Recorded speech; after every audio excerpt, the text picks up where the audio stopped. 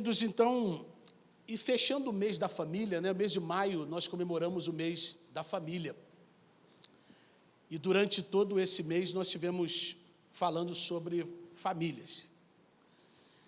E eu tenho certeza que, assim como eu, que sou pai, e vi, né, nessas crianças aqui essa alegria, e óbvio, como famílias, ficamos muito felizes, mas é triste saber que esse não é o sentimento de muitas famílias espalhadas por aí.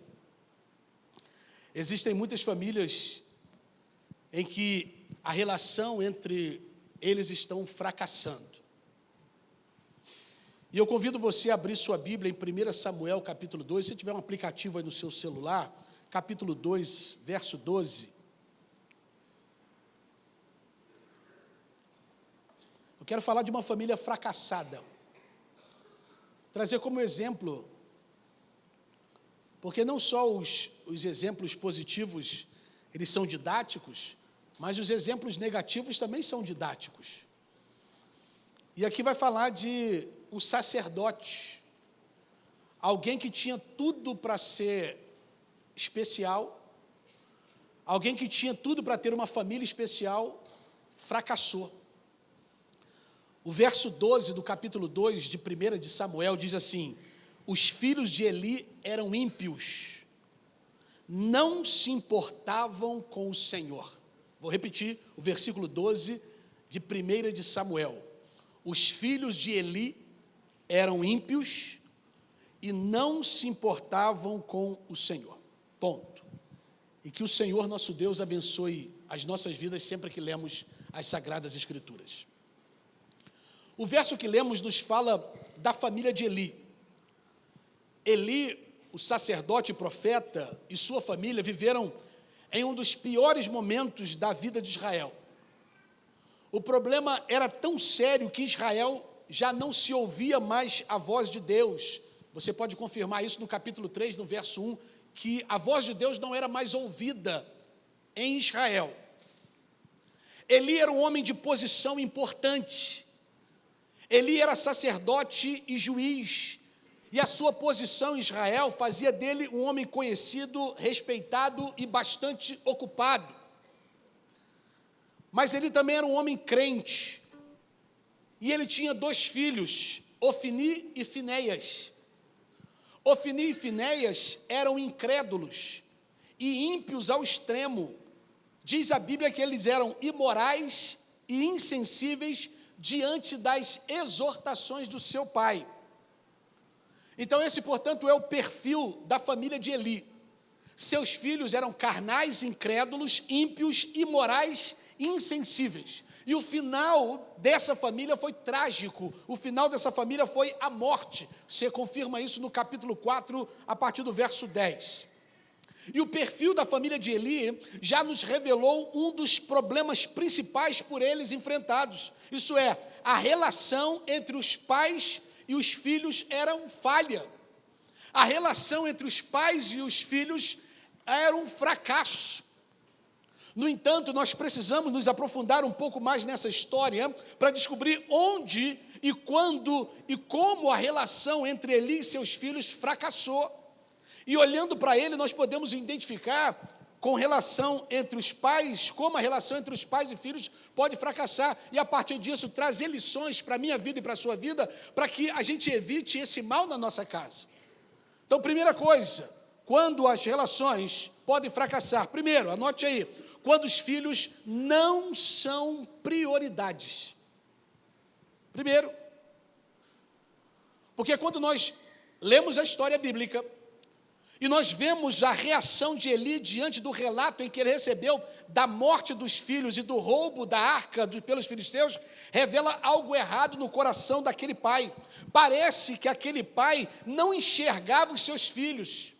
Se você ver 1 Samuel capítulo 4, verso 12, diz assim, olha, naquele mesmo dia um benjamita correu da linha de batalha até Siló, com as roupas rasgadas e terra na cabeça, e quando ele chegou, Eli estava sentado na sua cadeira ao lado da estrada, estava preocupado, pois em seu coração temia pela arca de Deus. O homem entrou na cidade, contou o que havia acontecido e a cidade começou a gritar. Eli ouviu os gritos e perguntou: o que significa esse tumulto? O que está acontecendo? O homem correu para contar a Eli o que estava acontecendo. Eli tinha 98 anos de idade e seus olhos estavam imóveis, ele já não conseguia enxergar. O homem então lhe disse: acabei de chegar da linha de frente da batalha, eu fugi de lá hoje mesmo. E ele perguntou: o que aconteceu lá, meu filho? E o mensageiro respondeu: Israel fugiu dos filisteus e houve uma grande matança entre os soldados. Também os seus 2 filhos, Ofni e Finéias, estão mortos e a arca de Deus foi levada. E quando então ele mencionou que a arca de Deus foi levada, Eli caiu da cadeira para trás, ao lado do portão, quebrou o pescoço e morreu, pois era velho e pesado, e ele liderou Israel durante 40 anos. Preste atenção, porque quando ele ouviu a notícia que seus filhos morreram, ali foi normal, natural, mas quando ele ouviu que a arca de Deus foi levada, aquilo foi um choque para ele. Eli estava mais preocupado com a superstição religiosa que ele nutria pela presença da arca do que com a saúde espiritual e a saúde física dos seus filhos. Ei, a igreja não é mais importante que os seus filhos. A religião não é mais importante que a sua família. Nós precisamos priorizar nossa casa, nossos filhos. O texto parece indicar que Elias nunca se preocupou em ver como seus filhos andavam espiritualmente. Meu irmão, como está a vida espiritual dos seus filhos? Quem são os amigos dos seus filhos? Quem são os ídolos dos seus filhos? Quem são os influencers do seu filho? Quem é que ele acompanha? Quem é que ele segue nas redes sociais? Procure ver isso antes que seja tarde demais e a sua relação com seus filhos seja um fracasso. Quando é que a relação dos pais e dos filhos estão fracassando? Segunda coisa, quando os pais não sabem agir. Quando os pais não sabem agir. Ei, pais bananas, filhos abacaxi. Eli não soube agir. As pessoas tentaram advertir Eli, mas ele parece nunca ter lhes dado ouvidos. Parecia sempre estar dizendo: não, meus filhos não, o problema é o coleguinha, o problema são as amizades dos meus filhos, o problema é sempre o outro, nunca é o nosso filho. Você já reparou isso? Que o problema é sempre a amizade do nosso filho, mas nunca é o nosso filho. E a mãe do seu coleguinha está falando a mesma coisa com relação ao seu filho, o problema é o coleguinha. Quando os advertia, assim procedia por causa da opinião dos outros. Olha o que diz 1 de Samuel, capítulo 2, a partir do verso 22.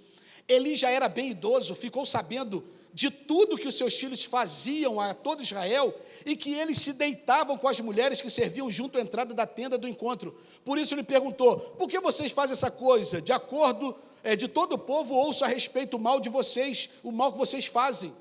Não, meus filhos, não é bom que eu escuto se espalhando entre o povo do Senhor. Se um homem pecar contra outro homem, os juízes poderão intervir em seu favor, mas se pecar contra o Senhor, quem intercederá? Queridos, no mínimo, Eli estava sendo muito brando. Sabe quando você tem aquele filho bem arteiro, aprontando todo, e você fica: neném, faz isso não, neném. Era tempo de você dar um corretivo mais forte, você fica: ai, bichinho, tadinho, olha, faz não, neném. Irmão, que vontade de bater em você, não é no neném. Eu lembro uma vez que nós fomos em uma igreja fora daqui, e o pastor tinha um filho de mais ou menos 3, 4 aninhos de idade, e esse menino, nós fomos almoçar na casa de um familiar da igreja, e esse menino ficava subindo em uma mesa de centro, uma mesa de vidro de centro, e o menino pulava, descia, subia, descia, os pais lá não falavam nada, e o dono da casa falava para o menino: menino, você vai se machucar aí. Menino, você vai se machucar. Menino, essa mesa vai quebrar e você vai se machucar. Aí a dona da casa virou para o esposo que estava falando isso e falou: fulano, a criança não entende. E ele disse: mas os pais entendem. É triste quando a gente precisa chamar a atenção do filho, mas na verdade a tabela é para os pais. Às vezes passa uma criança aqui correndo e diz, ei, essa criança não tem pai não. Não é a criança, os pais. O fato, voltando para o texto, é que a sua família estava pedindo socorro, só que ele não via e nem agia para socorrer. Pais, entendam que filhos necessitam de limites. Os nãos de agora os ensinarão sobre os nãos da vida. Na vida nós receberemos muitos nãos. E nós, muitas vezes, não preparamos os nossos filhos com os nãos dentro de casa para os nãos que eles vão receber da vida. E por isso muitos aí estão frustrados, deprimidos, ansiosos, doentes emocionalmente. É por isso que hoje a doença do século é a doença emocional. Porque nós não preparamos os nossos filhos para a vida. Terceira coisa, quando é que a relação dos pais e dos filhos estão fracassando? Terceiro, quando os pais não ouvem os alertas, se fingem de mocos, se fingem de surdos. Eli não soube ouvir. Outra falha de Eli foi não ter sabido ouvir a advertência de Deus pela boca do profeta. Você vai ver isso lá no capítulo 2, a partir do verso 27. Porque os filhos faziam o que queriam, mas Eli não via. O povo falava, mas Eli não agia. Até Deus exortou, mas Eli não ouvia, ele preferiu entregar os pontos. Quando você olha aí no capítulo 3 de 1 Samuel, no verso 17 e 18, ele perguntou o que o Senhor lhe disse. Não esconda de mim, Deus o castigue e o faça com muita severidade, se você esconder de mim qualquer coisa que ele lhe falou. Então Samuel, o profeta, lhe contou tudo e nada escondeu. Então ele disse, ele é o Senhor, que faça o que lhe parecer melhor. O profeta tinha ido na casa de Eli falar, olha, seus filhos vão morrer. Seus filhos vão morrer por causa da impiedade deles. E sabe o que o profeta disse? Falou, fazer o quê, né? Se Deus quer matar, né? Não posso fazer nada. É triste que a gente não ouve as pessoas, os pais dizendo isso hoje com palavras, mas nós ouvimos isso com ações. Deixa o filho. Fazer o quê, né? Quando crescer, se der porque é bom, fazer o quê, né? Mas também se der no que não presta, fazer o quê, né? Fazer o quê? Que falha desse pai? As nossas falhas poderão custar muito caro. Muitas vezes nós temos sido alertados como nós estamos criando os nossos filhos. Irmãos, como mudou a criação. Óbvio que a forma que eu fui criado há 50 anos atrás é diferente. Mas é importante a gente achar um equilíbrio nisso. Não é a forma repressiva que nossos pais nos corrigiam, mas também não é a forma hoje tão passiva que muitos pais fazem. Porque hoje nós estamos criando pequenos reis dentro de casa, eles que são donos de tudo. Nunca que minha mãe e meu pai perguntou qual é o cardápio da minha casa. O cardápio da minha casa não era em detrimento do gosto dos filhos, mas era aquilo que a família necessitava. Mas o filho, não, eu quero nugget. Come o que tem, e tudo, e quieto. Era assim que mamãe fazia. Ah, não quero, não tem problema, fica sem comer. Mas hoje não. Hoje o controle remoto é do filho, da TV, é ele que, a casa é dele, o controle é dele, a TV é dele, tudo é dele. É dela, viraram os reizinhos da casa. Só que chegar lá fora, quando ele sair, quando ele for estudar fora, ou quando ele for viver fora, no mundo lá, que aí é cada um por si, quando ele descobrir que não é o rei, que não é a rainha, que o mundo não gira em torno dela, quem girava em torno dela era o papai, era a mamãe, era a vovó e o vovô, aí vai ser tarde demais. Pastor, mas o que Eli poderia ter feito? Ele deveria ter seguido radicalmente as orientações da lei, levando às últimas consequências. Deus, irmãos, preste atenção, Deus encara com muita seriedade a disciplina dos que são desobedientes e rebeldes. Nós precisamos lutar para não falhar como pais e mães. Nós precisamos ver, nós precisamos saber e nós precisamos agir com relação aos nossos filhos. E quando necessário, peça ajuda. Ajuda, às vezes não sabemos como fazer, mas peça ajuda. Use de medidas bíblicas. Seja forte, se for preciso. A disciplina pode e deve ser aplicada, óbvio, com graça e verdade. Nós estamos falando aqui em machucar, nós não estamos falando em agredir, nós estamos falando de disciplina, de correção, de educação. Essa falha entre pai e filhos foi letal para Eli, Ofni e Finéias. Os 3 morreram. E eu concluo. Eu finalizo dizendo que o problema de Eli não começou com a sua relação com seus filhos. O problema de Eli começou com a relação dele com Deus. Eli já não ouvia o Senhor e já não via mais as manifestações de Deus e nem agia mais segundo o homem de Deus. Irmãos, nós estamos perdendo Deus em nossas vidas. Eu não estou falando aqui de igreja, eu estou falando de Deus. Perguntaram à esposa do pastor Billy Graham, um dos maiores pregadores de todos os tempos, perguntaram à esposa dele por que os Estados Unidos estavam se perdendo nessa liberalidade. Ela disse que tudo isso foi culpa de quando a Bíblia começou a ser tirada das escolas. Eu louvo a Deus pelas instituições aqui da cidade que entendem da importância de permanecer com Deus como fonte de sabedoria, de ensino e de disciplina para o bem-estar dos nossos filhos.